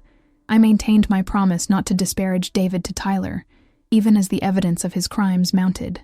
When Tyler mentioned his supervised visits with his father, I listened without comment or criticism. When he reported that David insisted he had only been protecting Tyler from my instability, I simply asked, "What do you think about that?" allowing him space to form his own conclusions. The criminal indictment, when it came, was unavoidable front-page news. David and 3 other Meridian executives were charged with fraud, obstruction of justice, and conspiracy in relation to both the Cerelux approval process and the subsequent cover-up. The charges related to my custody case, perjury, witness tampering, falsification of evidence, were filed separately. That evening, Tyler arrived for our scheduled dinner visibly distraught, clutching a newspaper with his father's mug shot on the front page. "Is he going to prison?" he demanded without preamble. "I don't know," I answered truthfully. "That will be determined by the courts and whether he accepts a plea deal." "But you want him to go to prison, right?" His voice was accusatory. "After what he did to you, you must be happy about this." I chose my words carefully, aware of Dr. Rosenberg's guidance about honesty balanced with sensitivity. What I wanted was for the truth to come out, for my name to be cleared, and for us to have the chance to rebuild our relationship. That's happened now. As for your father's legal consequences, that's between him and the justice system. "But you testified against him," Tyler persisted. "You helped build the case." "I testified to what happened to me," I corrected gently, "to how I discovered the Cerelux data and what followed. That testimony was necessary to clear my name and regain my rights as your mother. But I haven't pushed for specific charges or punishment." Tyler's expression remained skeptical. "So you don't hate him? After everything?" The question deserved the dignity of a thoughtful response. "I was angry for a very long time," I acknowledged. "Furious at what he took from us. 6 years we can never get back. But hatred is exhausting, Tyler. It consumes everything else. At some point, I had to choose between feeding that hatred and focusing on finding my way back to you. I chose you." Something in my answer seemed to reach him. He was quiet for a long moment, then said, "He cried yesterday, during our visit. I've never seen him cry before. I'm sorry, I said, and meant it. Whatever David had done, Tyler loved him. His father's pain and humiliation were also Tyler's burden to bear. He said he did it because he was scared of losing everything. His job, his reputation. Me. Tyler's voice wavered slightly. He said once it started, he couldn't stop. That each lie required another lie to maintain it. I nodded, recognizing the terrible momentum of David's choices, how each decision to protect himself had led inexorably to the next, until criminality seemed the only option. People can convince themselves that wrong actions are justified if the stakes seem high enough, I said, especially if they start with just one small compromise. Like hiding the side effects of a medication? Tyler asked. Yes, like that. Or like suggesting your wife is confused when she finds troubling documents, instead of addressing the actual problem. Tyler was silent again, processing. Then he looked up with the most direct gaze he had given me since our reunion. I have questions. About before? About when I was little and we were a family? Real questions, not tests. Will you answer them? Anything, I promised. Whatever you want to know. And so, over pasta in a quiet corner restaurant, my son began the process of reconstructing his early history, asking about birthday parties he vaguely remembered, holidays, ordinary routines, family traditions. With each question and answer, each shared memory recovered or newly offered, the fabric between us strengthened. We were not yet mother and son in the way we had been. Perhaps we never would be. Too much time had passed, too much damage done. But we were building something new from the fragments of what had been lost. Something honest, if fragile. Something real. As we prepared to leave the restaurant, Tyler asked one final question. That stone I painted, you really carried it every day for 6 years? Every single day, I confirmed. Through homeless shelters and cheap motels, different jobs and different cities, it was my connection to you when everything else was taken away. He nodded thoughtfully. Then, almost casually, as if testing the words, I'll see you on Thursday, Mom. Mom. The first time he had called me that in 6 years. Not forced, not false, but offered as a tentative bridge across the chasm that had separated us. I smiled, blinking back tears. Thursday. I'll be there. As I watched him walk to the Guardian's car, I felt a sense of cautious hope. The legal battle was won. The truth was established in court records and public reporting. But the most important victory was just beginning to take shape. The slow rebuilding of trust between a mother and child separated by years of deliberate alienation. David's carefully constructed house of lies had finally collapsed. The power he had wielded, corporate, legal, financial, had been turned against him. But his greatest weapon had always been narrative control. His ability to shape reality for Tyler, the courts, even our community. That weapon was now neutralized. Tyler was finally hearing all sides of the story, weighing evidence, forming his own conclusions. The counterattack I had spent years preparing hadn't been about revenge or punishment, but about truth. Painful, complicated, necessary truth. There would be challenges ahead. Tyler's anger and confusion, David's ongoing legal battles, the complex emotions that would emerge as our new family configuration took shape. The damage of 6 lost years could not be undone with a court order or a few weeks of supervised visits. But for the first time since finding those Meridian documents so long ago, I felt the weight of powerlessness lift from my shoulders. We were no longer pawns in David's carefully orchestrated game. We were writing our own story now, Tyler and I, one honest conversation at a time. Act 9. Final confrontation. 3 months after our initial reunification, Tyler moved into the apartment I had rented in Portland. The transition was carefully managed. First weekends, then a full week, then the permanent arrangement ordered by the court, with continued therapeutic support and gradually decreasing supervision of David's visitation. We were finding our way together, establishing new routines, navigating the inevitable conflicts, discovering the people we had become during our years apart. Tyler was guarded but increasingly open, testing the boundaries of our relationship while slowly allowing himself to depend on me in small ways. I had found work teaching English at a community college, using the credentials I had maintained during my years in hiding. We were building a modest but stable life, focused on healing, rather than the legal storms that continued to swirl around David and Meridian Pharmaceuticals. Then came the call from Miranda Vasquez, my attorney. David's legal team has reached out. she explained. They're proposing a comprehensive settlement, both for the criminal charges and any potential civil claims you might file. What kind of settlement? I asked, skeptical of any offer from David after years of his manipulation. Substantial financial compensation for the years of alienation and career disruption. A full admission of wrongdoing in the custody case. In exchange, they're asking you to consider a statement of support for leniency in his criminal sentencing, particularly regarding the charges related to the custody fraud. Why would I do that? They're suggesting it would be in Tyler's best interest not to have his father serve a lengthy prison term, that despite everything, maintaining some relationship with his father would be beneficial for his emotional development. I was silent, considering the cynical calculation behind the offer. David, facing the collapse of his career and reputation, the prospect of incarceration, was now invoking Tyler's well-being, the same child whose relationship with his mother he had deliberately destroyed. What does the prosecution say? I asked finally. They'll consider your input on the custody-related charges, but the Serelux fraud case will proceed regardless. That's multiple counts of securities fraud, wire fraud, conspiracy, the serious stuff with mandatory minimums. I need to think about it, I said, and discuss it with Tyler. He's old enough to have a voice in this. That evening, after Tyler had finished his homework, I broached the subject carefully. I heard from my lawyer today. Your father's attorneys have proposed a settlement regarding the custody case. Tyler looked up sharply from his phone. What kind of settlement?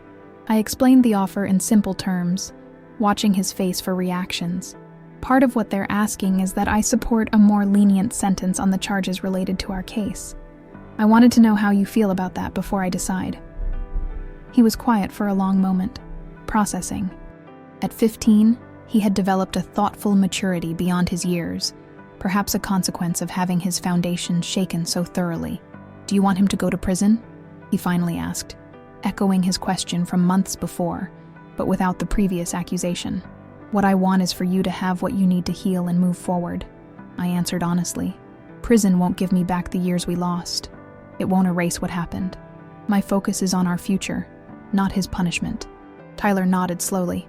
He's different now, since everything came out. More, I don't know, real, maybe, less perfect. He cries sometimes during our visits, talks about mistakes and regrets. It's weird, but it's better than before when he was always right about everything. I resisted the urge to point out that David's remorse had emerged only after he was caught, not from genuine moral reckoning. That wasn't what Tyler needed to hear. Would it help you to maintain some relationship with him? I asked instead. Even with everything we know now? He considered this carefully. I think, yeah, he's still my dad. What he did was terrible, especially to you. But he was always good to me in his way. He coached my soccer team, helped with homework, came to every school thing. The pain of these lost moments, ordinary parental experiences stolen from me, was acute but familiar. I had made my peace with it during the years of separation. Then I'll consider supporting some leniency, I said, not because he deserves it, but because it might be better for you. Tyler studied me with an intensity that reminded me painfully of his younger self. But what about what you deserve? After everything he did, what I deserve is exactly what I have now. You back in my life. The truth acknowledged. My name cleared. I reached across the table and squeezed his hand briefly. Justice and vengeance aren't the same thing, Tyler. I wanted justice. I never needed revenge. 2 days later, Miranda arranged a meeting with David's legal team to discuss settlement terms. To my surprise, David had requested to be present, and after consideration, I agreed. It would be our first direct interaction since the custody hearing nearly 7 years earlier. We met in a conference room at Miranda's law firm, neutral ground for what promised to be a difficult conversation. David arrived with his attorney, visibly changed from the confident executive I remembered. The expensive suit remained, but he had lost weight, and deep lines etched his face. The arrogance that had once radiated from him was replaced by a careful, almost hunched posture. After introductions and preliminary legal discussions, David's attorney outlined the proposed settlement terms: a substantial financial package, a formal admission of wrongdoing, and various protections for Tyler during the transition period. In exchange, the attorney concluded, we're asking Mrs. Mitchell to provide a statement to the prosecutors and the court indicating that while she supports accountability for Mr. Mitchell's actions, she believes extended incarceration would negatively impact their son's emotional well-being and ongoing recovery from parental alienation. Miranda turned to me. Rebecca, would you like to respond to the proposal? I looked directly at David for the first time in 7 years. The man who had systematically destroyed my life, erased me from my child's world, and very nearly succeeded in his elaborate deception. The man whose ambition and self-protection had trumped basic human decency and parental obligation. I have one question before I consider this offer, I said quietly. Why David? Not the corporate fraud. I understand protecting profits and position, but erasing me from Tyler's life, making him believe his mother had abandoned him, that goes beyond professional self-preservation. David's attorney started to interject, but David raised his hand slightly. I want to answer. His voice was hoarse, lacking the smooth confidence I remembered. You're right to ask. You deserve an explanation, for whatever it's worth now. He took a deep breath. When you found those files, I panicked. The Cerelux approval was my project, my responsibility. If the side effect data became public, everything I'd worked for would collapse. My career, my reputation, the life I'd built for us, for Tyler. For us? I repeated incredulously. You moved us to Riverside against my wishes. You isolated me from my career, my friends, my support network. That wasn't for us. That was for you. He nodded slowly. You're right. It was for me. My ambition. My vision of success. He paused. When you confronted me about the files, I made a decision. Protect the project at all costs. Initially, I just wanted to discredit your concerns, make them seem like paranoia or confusion. But each step required another. The gaslighting, the false medical records, the coordinated testimony. And when that wasn't enough, you took my son, I said, the old anger rising despite my best efforts. By then, I believed I had no choice, he admitted. If you maintained any access to Tyler, you might eventually get through to him, tell him what you'd found. Or worse, someone might believe you and investigate. I convinced myself it was necessary, that Tyler would adjust, that he was better off with a stable, successful father than, he trailed off, than a mentally ill mother who abandoned him. I finished for him. That was the story you created, the lie you told our 8-year-old child. Yes, the simple admission hung in the air between us. I told myself it was kinder than the truth, that his mother was making dangerous accusations about his father's company, that over time, he would forget, adapt, move on. He looked down at his hands. I underestimated the damage it would cause him. And you. The room was silent for a moment. The attorneys exchanged glances but didn't intervene. This conversation, long overdue, transcended legal strategies or settlement terms. There's something I need you to understand, David, I said finally. What you took from me wasn't just Tyler, though that would have been devastating enough. You took my identity, my credibility, my basic human right to be believed.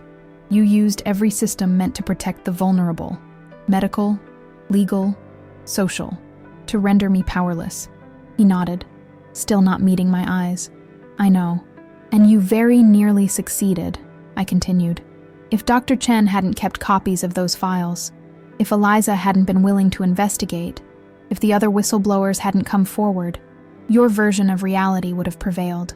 I would have remained the delusional ex-wife, the abandoned mother, possibly institutionalized eventually, while you raised our son on a foundation of lies. I know, he repeated, his voice barely audible. There's nothing I can say to justify it. Nothing that makes it right. No, there isn't, I agreed. But here's what you need to understand. I'm not interested in your punishment. I'm interested in Tyler's healing. He's the only innocent party in this entire situation, and he's paid a terrible price for adult failures. I turned to David's attorney. I'll consider supporting some leniency on the custody fraud charges, not because your client deserves it, but because Tyler has expressed a desire to maintain some relationship with his father. However, I have conditions. Of course, the attorney said quickly. What conditions? First, a complete public acknowledgement of what was done. Not just to me, but to Tyler. No euphemisms, no minimizing, no corporate doublespeak. The full truth about the fabricated mental health claims, the coordinated testimony, the systematic alienation. David's jaw tightened. but he nodded. Second, substantial financial support for Tyler's ongoing therapy and eventual college education, not as part of my settlement, but in a separate trust for his benefit. That can be arranged, the attorney agreed. And third, I turned back to David. You need to tell Tyler the complete truth, not the sanitized version, not excuses about protecting him or the company, the actual truth about what you did and why. He deserves that from you, however painful it may be to deliver. David looked genuinely alarmed. Rebecca, he's 15. The full details of corporate fraud and custody manipulation. That's too much for him to process. He's already processing it, I countered. Every day, he's trying to reconcile the father he knew with the man revealed in court documents and news reports. Your half-truths and minimizations only complicate that process. He needs clarity, however difficult, to move forward. The room fell silent again as David absorbed this demand. Finally, he nodded. If that's what you require, I'll do it. Though I don't know if he'll ever forgive me once he knows everything. Forgiveness isn't something you're entitled to, I said simply. It's something you earn, gradually, through genuine remorse and changed behavior. Whether Tyler eventually offers it is his decision alone, not something I or the courts can mandate. The meeting concluded with agreement on the settlement framework, pending final details to be worked out by the attorneys. As we prepared to leave, David spoke again. Rebecca, he said, his voice steadier now, what you said before, about not being interested in punishment. After everything I did, how is that possible? If our positions were reversed, I don't think I could be so measured. I considered the question carefully. It deserved an honest answer, not a platitude about forgiveness or moving on. For 6 years, I lived with a single focus, finding my way back to Tyler. Every decision, every sacrifice, every compromise was in service to that goal. Hatred, vengeance, punishment, those are luxuries that would have distracted from what mattered most. I met his gaze directly. The truth is, David, I simply didn't have room for them alongside my determination to reclaim what you had taken. As I left the conference room, I felt a weight lifting, not just the burden of the past 7 years, but the weight of the confrontation I had both dreaded and needed. There had been no dramatic showdown, no cinematic moment of retribution or collapse, just the quiet acknowledgement of harm done and the pragmatic path forward. Outside the building, I paused to collect myself before driving home to Tyler. Our daily routine, homework, dinner, maybe a movie later, awaited, ordinary moments that had once seemed impossibly out of reach. David would face consequences for his actions, legal, professional, personal. The Serelux fraud would likely result in significant jail time regardless of my position on the custody charges. His career was destroyed, his reputation shattered, his freedom compromised. But my focus remained where it had been since that first day in the courtroom 7 years ago, on rebuilding what had been broken, on healing the wounds inflicted on my son, on reclaiming the ordinary joys of motherhood that had been stolen from me for so long. Justice had finally arrived, not through vengeance or retribution, but through truth, painful, complicated, necessary truth. And with that truth came the possibility of genuine healing, not just for me, but for the child caught in the crossfire of adult ambition and corruption. As I drove home to my son, I carried with me not triumph over David's downfall, but relief that the long shadow of lies had finally been lifted, allowing both Tyler and me to step into the light of an honest future, whatever shape it might take. Tucker Act 10. Encerramento cum reflexão. 3 years have passed since that final confrontation with David. Tyler is now 18, preparing for college in the fall, a thoughtful, resilient young man who bears the scars of his fractured childhood, but refuses to be defined by them. The legal aftermath unfolded largely as expected. David served 14 months in federal prison for his role in the Serelux fraud, with a concurrent sentence for the custody-related charges. Upon release, he moved to Chicago to work for a small consulting firm, a dramatic step down from his executive position, but an opportunity for a fresh start away from the notoriety that followed him in Portland. Tyler visits his father several times a year.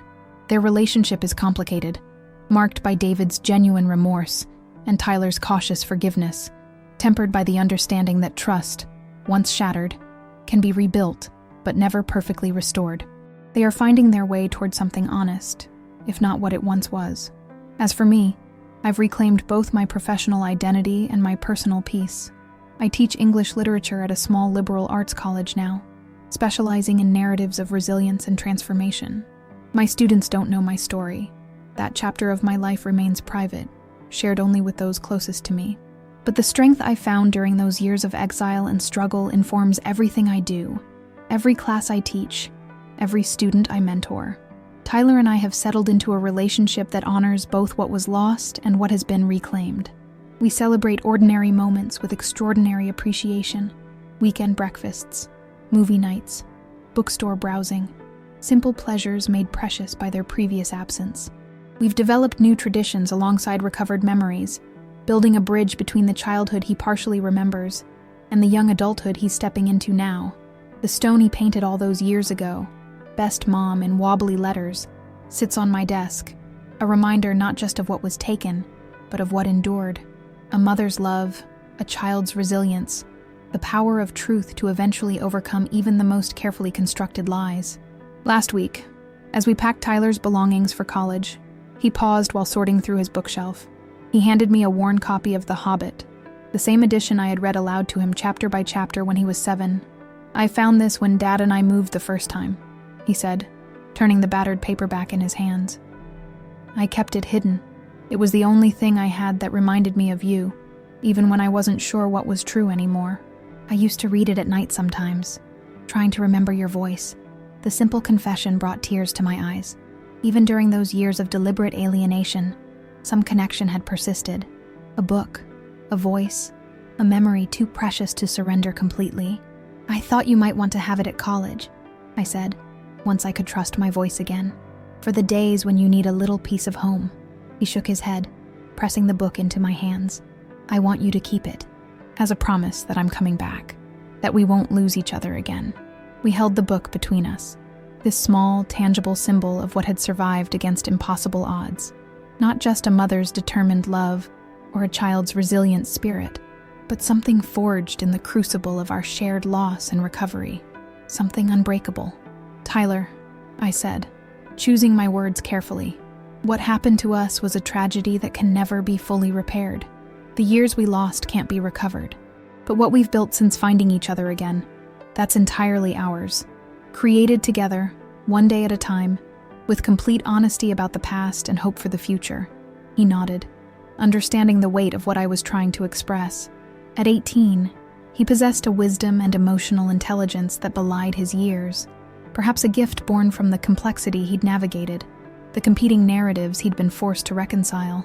"I used to be so angry," he admitted, "at Dad for what he did, at you for not finding me sooner, at the whole system that let it happen.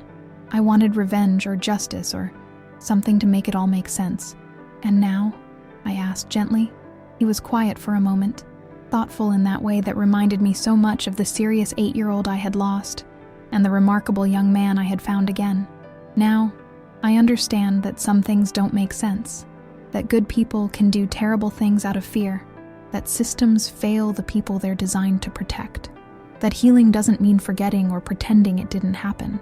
He met my gaze directly, "and that finding your way back to yourself is more important than punishing those who hurt you." In that moment, I saw the fullness of who Tyler had become, not despite the fractures in his childhood, but partly because of them. He had been forced to examine truth and lies, to question authority, to rebuild trust carefully and deliberately. Those were hard lessons for anyone, let alone a child, but he had metabolized them into something approaching wisdom. "When did you get so smart?" I asked, half joking, half in genuine wonder. He smiled, that rare, unguarded smile that transformed his serious face. "I had a good teacher, someone who showed me that resilience isn't about never breaking. It's about how you put yourself back together afterward." We finished packing in comfortable silence, each lost in our own thoughts about the transition ahead. College would be another separation, but one that was natural, healthy, expected. The kind of parting that strengthens bonds rather than severs them. Later that evening, as Tyler spent one last night with friends before move-in day, I sat alone in our small apartment, surrounded by the carefully rebuilt life we had created together. The journey from that first devastating court hearing to this moment of bittersweet maternal pride, had been longer and harder than I could have imagined.